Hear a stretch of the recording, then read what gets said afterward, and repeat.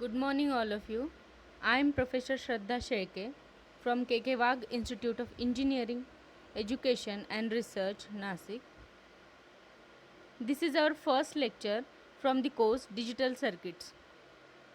In this lecture, we will be discussing about digital logic families, and the topics from the unit digital logic families will be discussed are classification and characteristics of the digital logic families.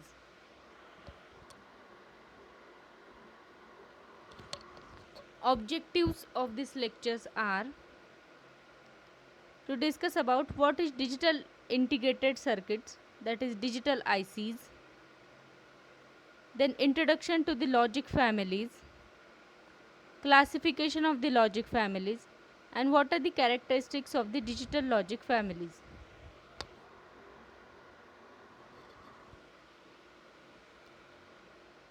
We know digital integrated circuit, that is the ICs. So there are many IC packages differing in the physical size, environmental and the power consumption conditions, and circuit board mounting. So basically IC or the integrated chip is a circuit or the chip in which it is consisting of the various, we can say, various transistors in a small chip, and there are lids or the pins are attached to the IC and which are useful for mounting the circuit and connecting the inputs and the outputs. So various digital IC packages are available in the market. They may differ in their physical size, their environmental and the power consumption conditions, and their circuit board mounting. The DIP, that is dual inline package, has pins. It is also called as leads down the two long sides of the rectangular package. As shown in this diagram, there is a notch.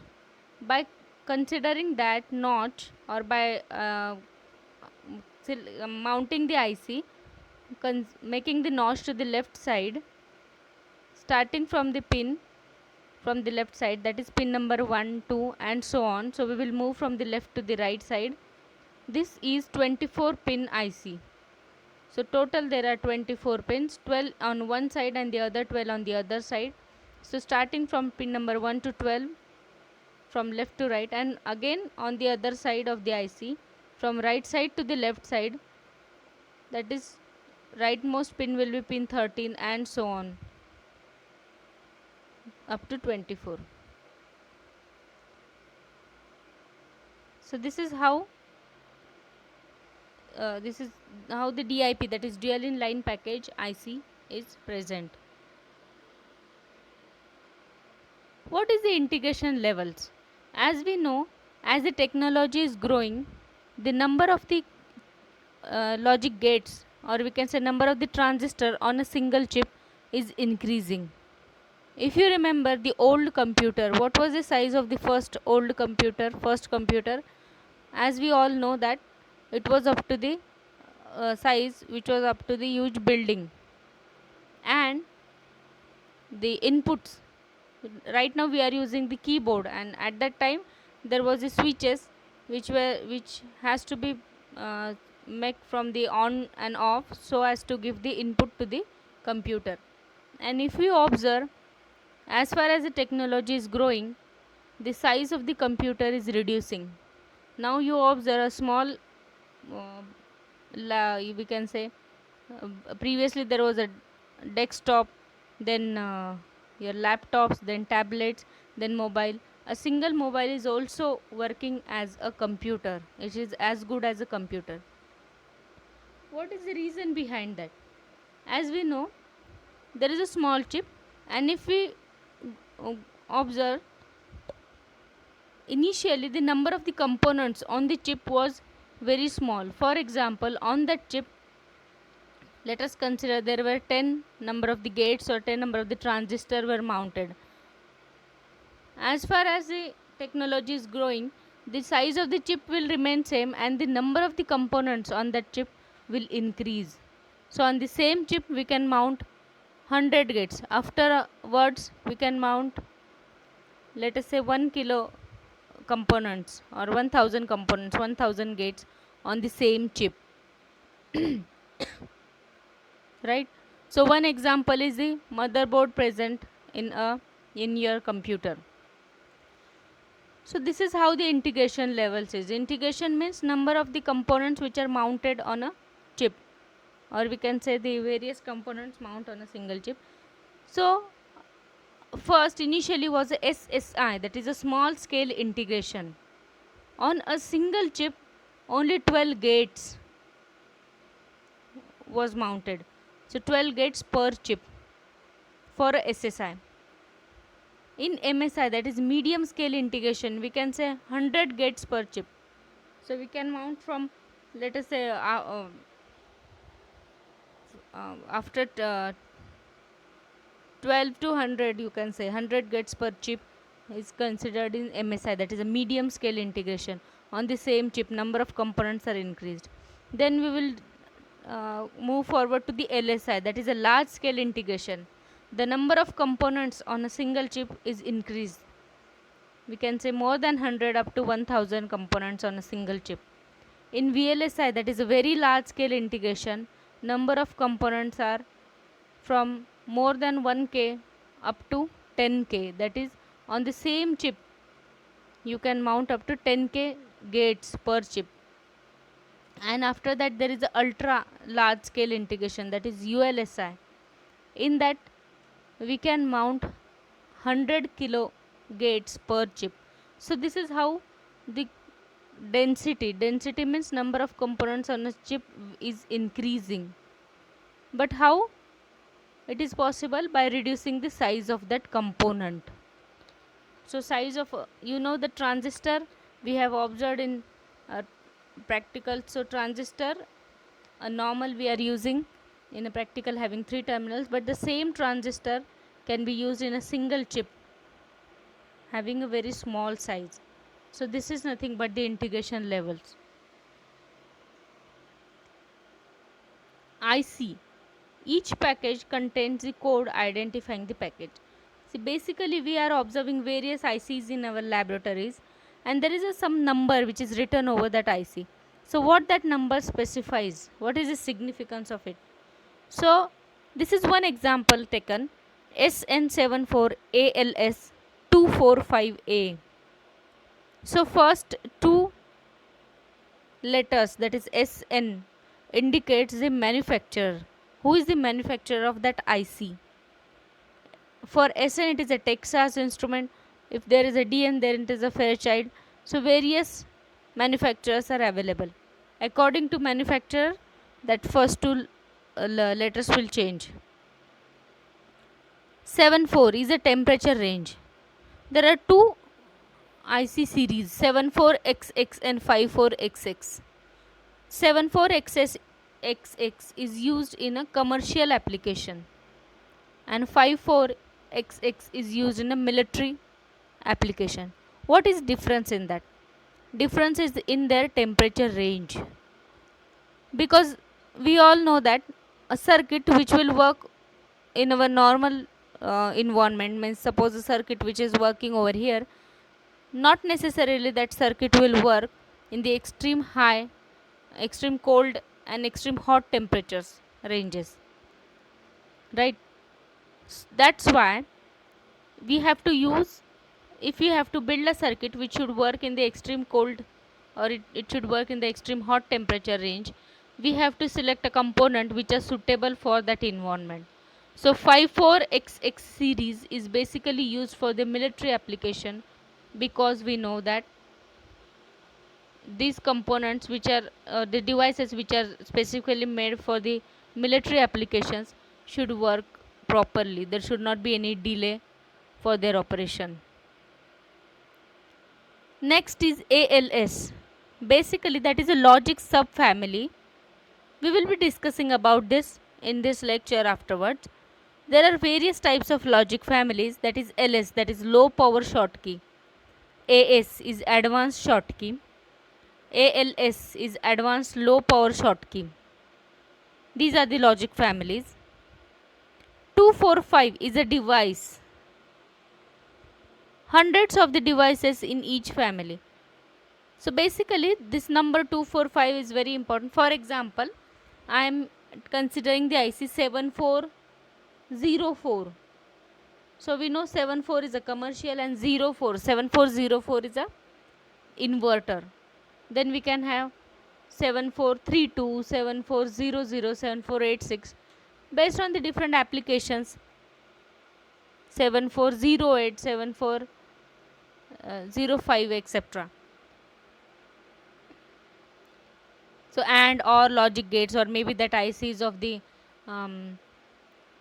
your positive voltage regulator, or so on, any IC, analog or digital IC. And last letter, that is A over here, indicates the package type, quality grade, etc. It varies widely by manufacturer. So this is how you can identify the number on the ICs.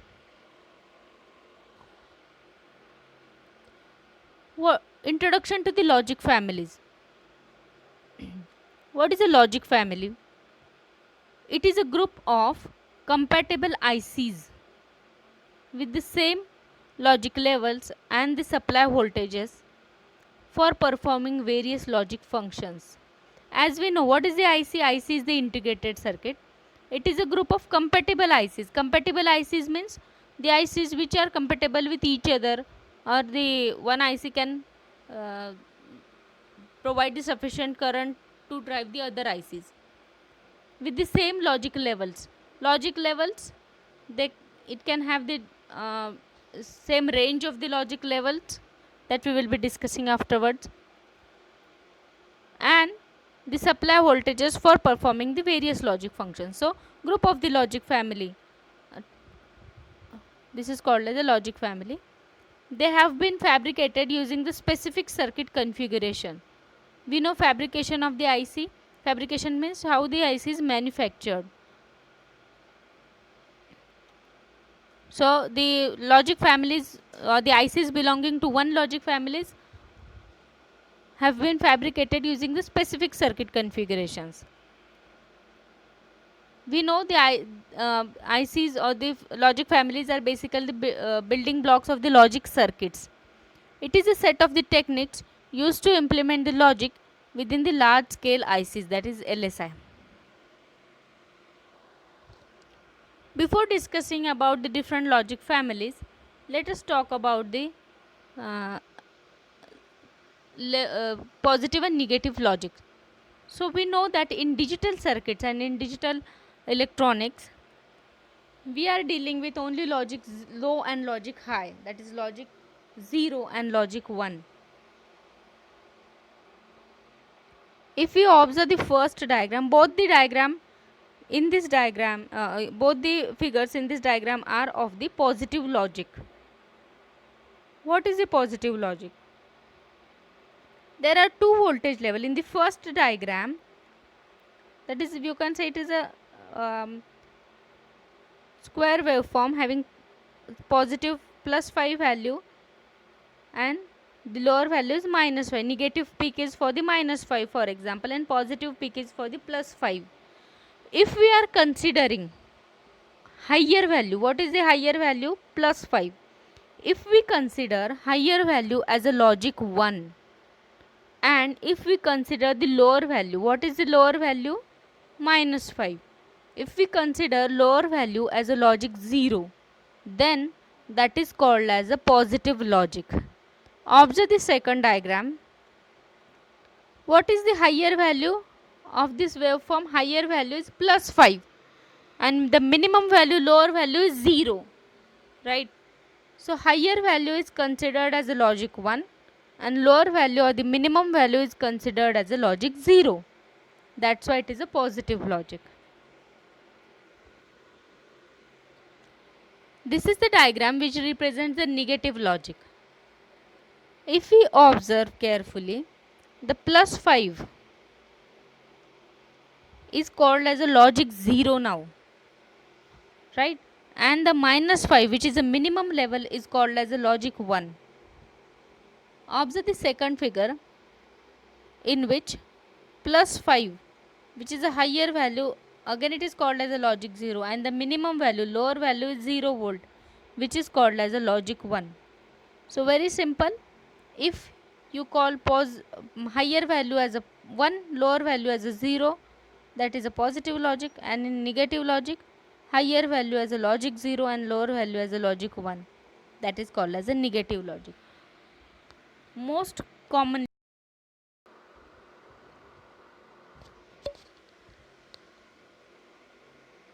logic families are classified into two types of the uh, broadly classified into two types, that is bipolar logic family and unipolar logic family. Bipolar logic families made up they are made up of the BJTs. The main element is the BJT, that is the bipolar junction transistor, and in unipolar logic family the main element is the your MOSFETs, that is metal oxide semiconductor field effect transistors. BJTs, that is bipolar junction families, are classified into two subtypes, that is a saturated bipolar logic family and unsaturated bipolar logic families. As we know, observe this diagram.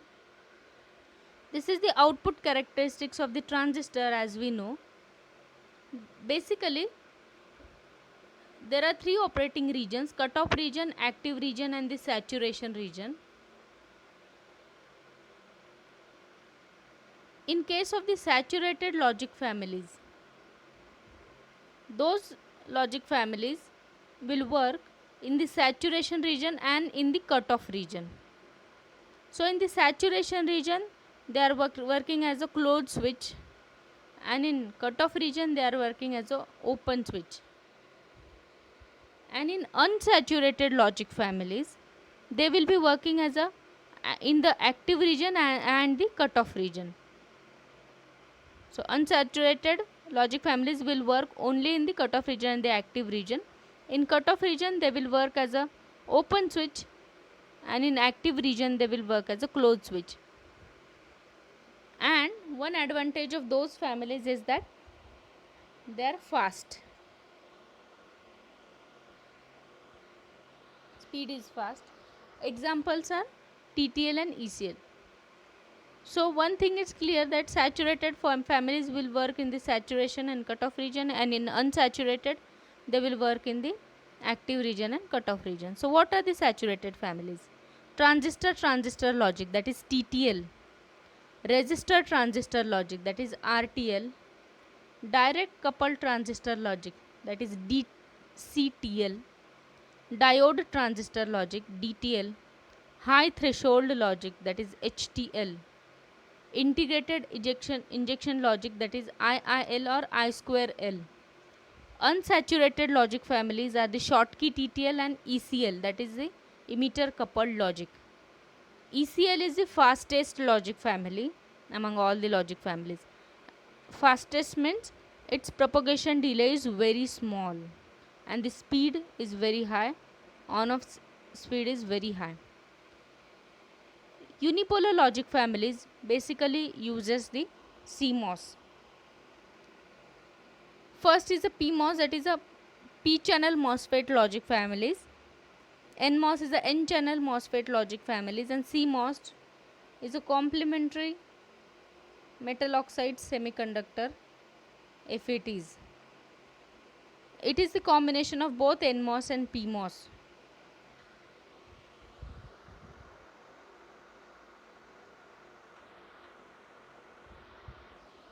Characteristics of the digital logic families. See, in previous discussion, right now we have talked about the classification, but what are the characteristics? Current and the voltage parameters, its noise margin, fan in fan out, propagation delay, power dissipation, power supply requirements, figure of merit, that is the speed power product, and operating temperatures. So these are the characteristics of the digital logic families. In next lecture we will be discussing all these characteristics in detail. Thank you.